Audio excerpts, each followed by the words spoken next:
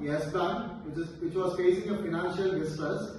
Yes Bank experienced an explosive growth from 2004 to 2016 under the founder Rana Kapoor, but collapsed into severe distress by 2019 to 20 due to aggressive high-risk corporate lending, evergreening of loans, and massive underreporting of non-performing assets. This culminated in regulatory intervention by the RBI and Kapoor's arrest. As of May 2022, the bank is under new RBI appointed management and has cleaned up a significant portion of legacy stressed assets through huge provisions and is in a reconstruction phase. The core question for the analyst is that is S Bank now investable or does it remain too risky? This is what we have to find out the solution for. Clear? So now we are going to analyze this case and give the solution for your investors whether we can invest in the S Bank. Clear? Now we are going to discuss about structured analysis. Structured analysis using Campbell's framework, quantitative or theoretical capital adequacy C, and post reconstructions March 2020. The bank received massive fresh quality capital rupees 100 plus BN via SBI and other investors, dramatically improving Tier 1 and overall CRAR.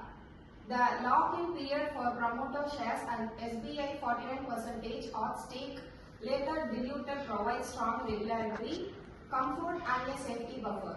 Assessment shows strong improvement from quality, critically deficient pre-2020 to well capitalized under new regime.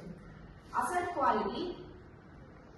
This was the root cause of the crisis. Very high exposure to stress groups, IEL and FS, DHFL, Anil Ambani companies, etc. And over 25% lending to real estate, NBFCs, aggressive provisioning in FY20 or FY21, rupees 356 BN plus rupees 119 BN, cleansed the balance sheet significantly. Slippages have moderated under the new management's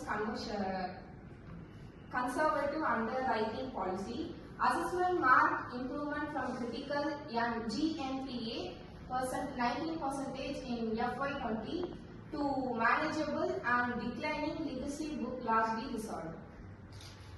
Now we are going to talk about the management quality. The single biggest positive change, Rana Kapoor aggressive relationship driven style replaced to a professional, process-oriented leadership. Prashant Kumar and MD and CEO since 2022. Focus shift to their governance, risk management, complaints and retail SME transformation. Assessment show bank moves from the very weak and high risk to competent but creditable, a complete governance upgrade. Earnings heavily negative in FY20 and FY21 due to cleanup. Provisional core income interest earned remained decent but high credit cost destroyed profitability. With the provisioning burden now largely behind, return to a sustainable profitability is the key swing factor. Cost control measure and retail fee income initiatives are positive. Assessment shows movement from the deeply negative to an normalized profitability. Thank you. Serve stress during the March 2020 moratorium and a bank run fear. Post-reconstruction liquidity coverage ratio (LCR) is practically sometimes level. Liquidity. Serve stress during the March 2020 moratorium and bank run fear. Post-reconstruction, the liquidity coverage ratio is comfortable. Deposit franchise has stabilized and started growing again. Assessment shows is moved from crisis level to a comfortable and stable. Sensitive to market risk. Still somewhat elevated due to the residual corporate explore and interest rate sensitivity, but significantly lower than pre-crisis level because of de-risking and a higher retail or SME share. Assessment shows test is moderate and reducing. Overall, theoretically, CAMEL's rating as of May 2022, 3 FAD was trending toward, satisfying in the medium term if the execution continues. Probability of financial distress before 2022. Extremely high near return default risk without RBI intervention. Post reconstruction. Fresh capital infusions, cleanup of stress book, professional management and explicit regulatory support and oversight. The bank has moved from too big to fail, had to be rescued, to the systematically monitored turnover story with the low near-term bank policy probability. Next, investment recommendations. As of March 2022, Yes Bank is classic turnover with and can be recommended with the following positioning.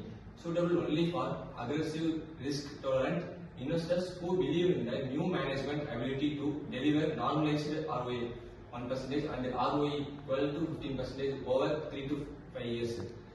Not suitable for conservative or fixed income clients. Too much execution and the macro risk remains. Preferred strategy. Buy in small tranches on weakness, monetary quarterly slippages, credit costs and retail growth closely.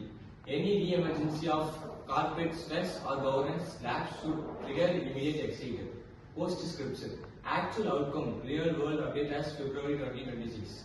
The turnaround has succeeded beyond most 2022 expectation.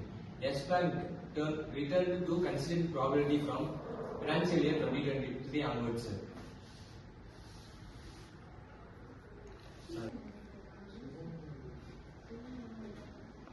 Distribution of your new capital or new professional management by the financial year 26 in the quarter 3, profit after tax was about 952 crores to 1068 crores, and so ROA approaching about 0.9 to 1%. So GNPA now will below 2% and NPA would be below 1%. So the share price, it was almost in the recovery from rupees 13 levels, but still far below pre-crisis highs, reflecting continued market caution.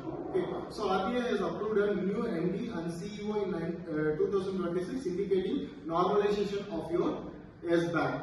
So to conclude, investors who took the turnaround between 2022 to 23 have been rewarded with the capital preservation and reasonable returns. The bank is now normalized, mid-sized private rather than distress story. The 2022 Reconstruction scheme is one of the India's most successful bank rescues to the date. So it recommends that the investors can invest money in the Yes Bank, which says that it is recovering from the financial stress, and it opens its options for the investors to invest in the Yes Bank. Okay? That is to conclude with the case. Thank you.